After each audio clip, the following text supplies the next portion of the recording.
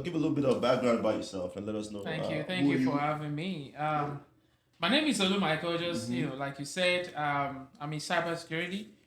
I've started now close to a decade ago. And I also teach people, and I also do some other things aside cybersecurity as well. Yeah. I have a few business interests in some other things. Yeah. That's basically about me. How long have you been in cybersecurity now for? It's been close to 10 years now. 10 years. Wow. Yes. Oh wow, that's interesting. How did you come across this opportunity or this cybersecurity space?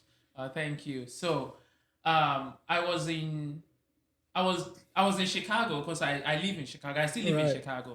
Now, I was going to church on a Sunday. I was very tired because I had worked previous day. I was working in a factory. Yeah. So I got to church and I looked very tired, and you know what it means for you to do 16-hour shift. Right. So it's a lot. So and there's this young man, he's married and all that, and he was my Bible study teacher, Sunday school Sunday school teacher.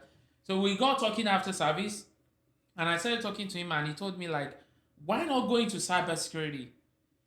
That was the statement that changed everything. You did this without any kind of previous education in it? So, when he told me that, I didn't know anything about cybersecurity. Yeah. So he said he was going to send me some documents. Yeah. He sent me some documentation, sent me some YouTube links. And that was how I started. I went, that rabbit hole, paid for some training, did some courses. And in between that time that he told me, and when I was learning, I started driving for Uber as well. So when I was driving Uber, I'll be driving at the same time, watching videos. So when I get home, the next thing I'm going to do is I set up a lab in my house. So I already downloaded Kali Linux, set up a virtual machine. So I was like hacking. So there's this tool. Yeah, there's this tool that I was using then. It's called I can't remember the name now. Was this on Kali Linux? Yes, on Kali Linux.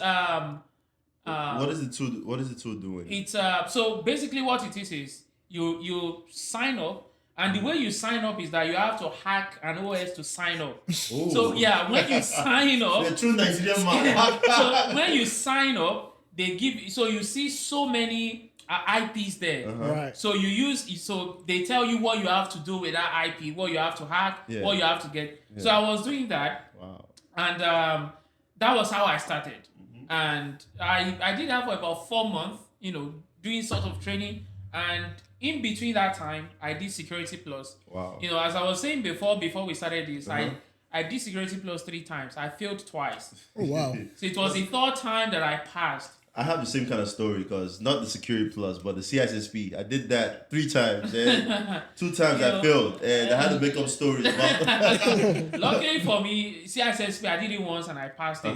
But back to the story, I did Security Plus, and I'm like, I think so. What I would do, as I was driving Uber, I would leave the house, go to the center where I write the exam. And when I see that I fail, because you get your result immediately. Exactly. Right. That's true. As I'm getting into the car, I'm registering for the next one. That's not, to be honest, that's how you do it. Because if you don't go back and take it again, you're just gonna forget about it and forget the knowledge you already learned. Yeah, you register. Go, keep going. Yeah. So I did it. The 3rd time I passed. Now I'm like, okay, let me start looking for a job, and I started Googling, and I saw that too because I was already preparing for pen testing, like ethical hacking and all that, that I needed to have like a hacking certification. Right. After that, the next thing I did was EC Council Ethical Hacking. Luckily for me, I prepared so hard for that, and I passed it once. And that was how I started looking. Is that you talked about the hacking certification? Is the ethical hacking? Is the EC one? EC Council, yes. Is that the best one to get for hackers? So there are 2 that I would.